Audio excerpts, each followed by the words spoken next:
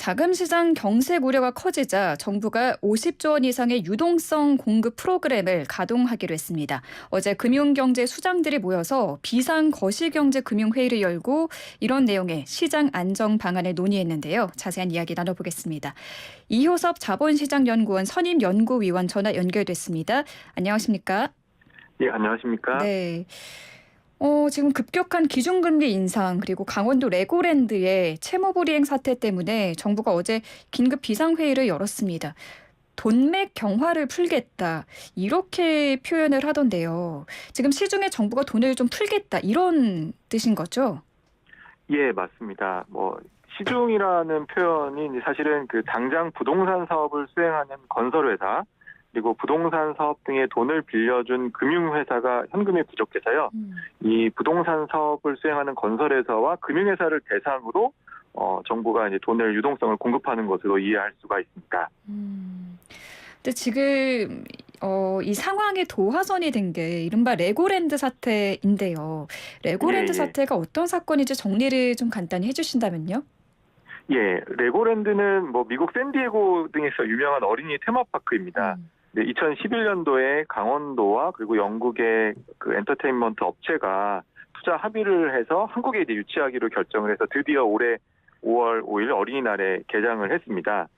그런데 그 어린이 테마파크를 개발하고 운영을 하려면 상당히 큰 자금이 필요한데요. 네. 강원도 중도개발공사라는 곳을 통해서 채권을 발행을 했고, 그 채권 발행을 통해서 받은 자금으로 사실상 이제 그 사업을 수행해왔다고 볼 수가 있습니다. 근데 그 채권의 만기들이 계속 돌아오게 되는데요. 네. 이 지난 9월에 채권 만기가 약 2,050억 원이 만기가 돌아왔는데 이 강원도 중도개발공사 측에서 이제 갚지 않겠다고 선언을 한 것입니다. 네.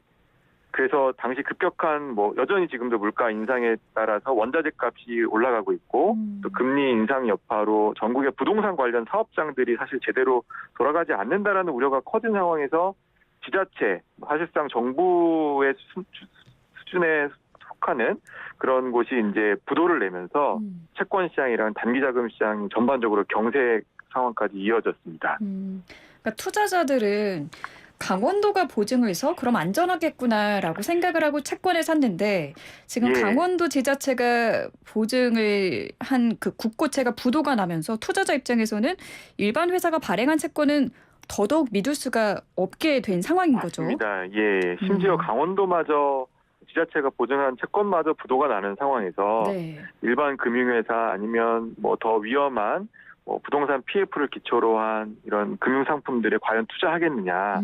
그래서 이제 실물 시장의 자금 경색까지 지금 전이가 된 상황입니다. 그래서 이 정부가 내놓은 대책이 50조 원을 시중에 풀겠다라는 건데 네. 어느 곳에 이 돈을 어떻게 쓰겠다는 건가요? 예, 총 50조 원 규모의 유동성을 공급하기로 발표를 했습니다. 크게 보면 금융기관 그리고 부동산 관련 사업장에 이 50조 원이 골고루 공급된다고 볼 수가 있습니다. 어제 이제 발표된 거를 보면 네. 채권시장 안정펀드라는 곳에 20조 원, 그리고 산업은행과 기업은행 등 정책금융기관에 채권을 매입하는 데 약 16조 원, 그리고 증권사 대출을 해주는 한국증권금융기관이라는 곳이 약 3조 원, 그리고 허그와 주택금융공사가 약 10조 원의 부동산 사업 보증을 한다고 해서 이를 다 합치면 약 50조 원 규모가 나옵니다. 근데 정부는 여기에 더해서 추가적으로 필요한 곳에 자금을 추후에도 공급하겠다고 했기 때문에 네. 50조 원 플러스 알파원의 유동성 공급 계획을 발표를 했다고 볼 수 있습니다.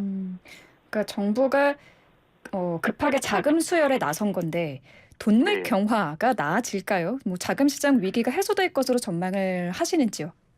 일단 어제 최근에 단기 자금 시장과 채권 시장이 워낙 불안한 상황에서 정부가 예상보다는 조금 큰 규모로 발표를 했기 때문에 오늘 채권 시장은 비교적 빠르게 안정세를 찾았습니다. 그렇군요. 그래서 오늘 국고채 금리도 큰 폭으로 이제 내려서 한 0.1에서 0.2% 내렸고 또 주식 시장도 장중에 30포인트 가량 오르면서 금융시장이 어느 정도는 이제 긍정적으로 반응한 것으로 보입니다. 근데 여전히 말씀 주신 것처럼 네. 이번 대책은 사실 우량 금융회사 그리고 우량 부동산 사업장이 일시적으로 현금이 부족했었을 때 도움을 주겠다라는 차원에서 유동성을 공급했기 때문에 부채를 과도하게 사용하거나 수익성이 나빠지고 있는 금융회사 그리고 부동산 사업장까지 지원해준다는 의미는 아닙니다. 근데 문제는 지금 중장기적으로 시장 금리가 계속 상승할 것으로 예상하고 있고 또 경기 침체 우려도 지금 커지고 있고 그래서 전반적으로 부도기업들도 증가하고 있어서 저희가 이게 근본적인 과연 해결책이 될 수 있을까? 여기에 대해서는 조금 다소 의문의 목소리를 가지는 분들이 많습니다. 근본적인 해결책이 될 수 있을지에 대해서는 의문을 갖고 있는 분들이 많다라고 예, 하셨는데 맞습니다. 지금 전문가들은 우리 경제 상황을 어떻게 보고 있는지도 궁금하거든요. 예, 많은 전문가들이 2008년도 글로벌 금융위기 그리고 1997년도 IMF 외환 위기보다도 어찌 보면 심각한 위기 상황으로 가는 게 아니냐라고 보고 계십니다. 저 또한 이제 약간 그렇게 보는 이유가 글로벌 금융위기 2008년도 글로벌 금융위기는 사실 미국 금융기관의 부실 때문에 발생한 부실이어서 네. 특정 섹터, 특정 금융산업 섹터에서 초래한 부실이었고요. 그리고 1997년도 IMF 위기는 아시아 일부 국가에서 외화 유동성이 문제가 돼서 특정 국가의 위기로 이제 불거졌는데 네. 지금 위기는 전 세계적인 물가 상승 그리고 가파른 금리 상승 그리고 이에 따른 경기 침체가 동반해서 관찰되고 있어서 지금 선진국 신흥국 할 것 없이 어려움을 겪고 있습니다. 대표적으로 영국이 감세 정책을 발표했다가 실패해서 지금 신용등급까지 강등할 우려에 처해 있고요. 네. 그리고 상당수 신흥국들이 지금 부도 위험에 직면해 있어서 IMF가 구제금융에 쓸 돈이 실제 없는 상황이고 네. 오늘은 이제 중국 증시가 지금 큰 폭으로 하락하고 있기도 합니다. 이처럼 전 세계적으로 선진국, 신흥국 할 것 없이 경기가 지금 악화되고 있어서 저는 되게 심각한 상황이다 이렇게 볼 수 있겠습니다. 그러니까 지금 자금 시장 경색 수준이 오늘 조금 정부 정책 발표로 나아지긴 했지만 우려할 예. 만한 상황이라는 건데요. 예. 정부의 이번 50조 원 긴급 수혈을 두고 일각에서는 이런 문제도 제기를 하더라고요. 지금 물가를 잡겠다고 한국은행이 기준금리를 계속 올리고 있는데 다시 네. 말해서 시장에 풀린 돈을 걷어들이고 있는 상황이잖아요. 근데 50조 원 규모의 자금을 푼다고 하니까 이 통화정책과는 맞지가 않는 거죠. 예. 이 부분은 어떻게 보세요? 상당히 어려운 문제입니다. 한국은행은 물가 안정을 이제 최우선 목표로 하고 있어서 물가가 워낙 가파르게 오르고 있고 또 미국 연준도 빠르게 금리를 올리고 있어서 기준금리를 올리면서 긴축적 통화정책을 지금 수행하고 있는데 일시적으로 자금 경색이 나타나고 있기 때문에 다시 이제 시장의 유동성을 공급해야 되는 네. 완화적 통화정책을 일시적으로는 써야 되는 이런 아이러니한 상황에 직면할 수 있는 건데요. 아직 공식적으로 한국은행이 지금 시장에 대폭의 유동성 공급을 하겠다고 발표하진 않았습니다. 아마 27일 날 그 금통위에서 발표할 것으로 이제 시장 전문가들은 예상하고 있는데요. 지금 말씀 주신 것처럼 네. 한국은행 입장에서는 다소 어려운 상황입니다. 이 긴축적 통화 정책을 일시적으로 완화적으로 바꾸는 게 맞느냐? 저는 이제 개인적으로는 이 한국은행의 가장 주된 목표가 물가 안정이기 때문에 네. 물가 안정의 최우선 목표로 해서 기준금리를 올리고 다만 기준금리 인상에 따른 부작용들은 정부가 해결하는 것이 적절하다. 그게 이제 중앙은행 독립성 제고 차원에서도 맞지 않나 이렇게 생각이 듭니다. 이렇게 회사채 대란이 만약에 길어지게 된다면 한국은행도 정말 기준금리를 인상하는데 머리가 상당히 복잡할 것 같습니다. 예. 네.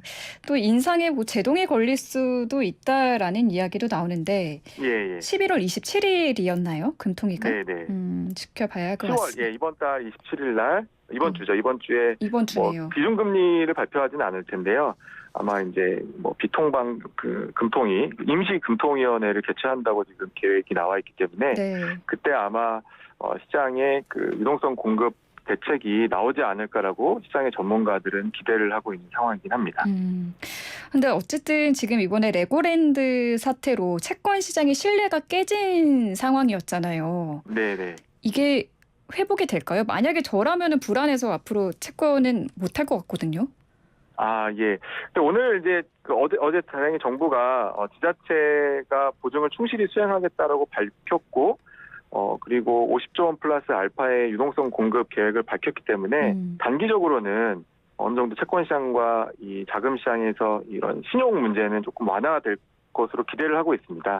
근데 근본적인 해결책이 나오려면 자금 시장에 정말 무제한 한국은행 차원에서 안정적인 유동성 공급 지원 방안이 같이 나와준다면 네. 말씀 주신 것처럼 조금 시장의 우려는 다소 완화되지 않을까 싶고요. 한편으로는 그럼에도 불구하고 경기가 계속 전 세계적으로 침체 국면으로 가게 되면 네.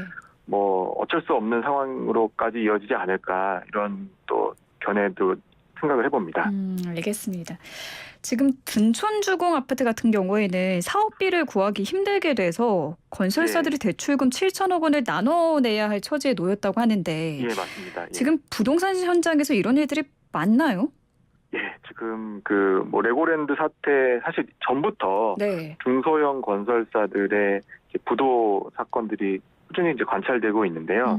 부동산 사업장 같은 경우에는 자금 조달이 여의치가 않아서 채무 보증을 수행했던 대형 건설사 그리고 증권회사들이 이제 확약이라는 조치를 통해서 손실을 떠안고 있습니다.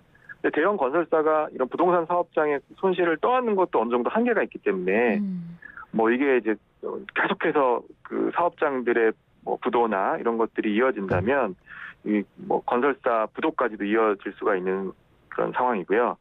지방으로 내려가 보면 지방 부동산 사업장 같은 경우에는 지금 한 20-30% 내외가 사업장 자체가 지금 원자재값 상승이나 아니면 금리 인상 여파로 잘 돌아가지 않는다라는 이제 보도들이 있습니다. 그래서 저는 금리 상승이 앞으로도 이어지고 자금 조달 경색이 계속되면 네. 제2의 레고랜드 그리고 둔촌주공 사태 같은 게 계속해서 지방 중심으로 해서 이어지지 않을까 이렇게 생각을 듭니다. 네. 어쨌든 지금 기준금리가 계속 오르면서 시중은행에서는 전세대금 대출금리가 올해 말에는 8% 간다. 이런 예. 얘기가 계속 나오고 있거든요. 맞습니다. 예. 지금 뭐 근데 이런 가운데 최근 연방준비제도죠. 페드가 네네. 긴축 속도 조절을 논의할 거라는 월스트리트 저널 보도가 나왔거든요. 예, 예. 어떻게 보셨어요?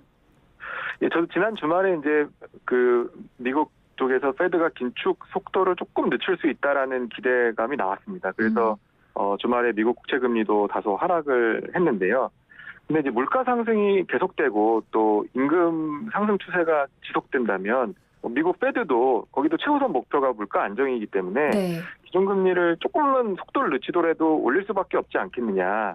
그러면 지금 시장에서 전망하는 거는 내년 말까지 한 최대 5%대까지도 기준금리를 올릴 수 있다고 보고 있기 때문에요. 그러면 한국은행도 그에 맞춰서 뭐 3.5에서 4%대까지는 내년에 올릴 수밖에 없는 상황입니다. 그러면 앞서 말씀 주신 것처럼 전세대출 금리도 기준금리의 통상 한 2배에서 2.5배까지 올라가기 때문에 뭐 8%대까지도 올라갈 수 있고 또 좀 충격은 조금 늦춰질 수는 있습니다만 페드가 금리를 올리면 우리나라를 포함한 전 세계 경제들이 큰 충격을 받게 되지 않을까. 이게 조금 늦춰지는 뭐 한두 달 늦춰지는 거 문제이지 네. 충격받는 거는 변함이 없지 않을까 이렇게 생각이 듭니다. 네, 알겠습니다. 오늘 말씀 여기까지 듣겠습니다. 감사합니다.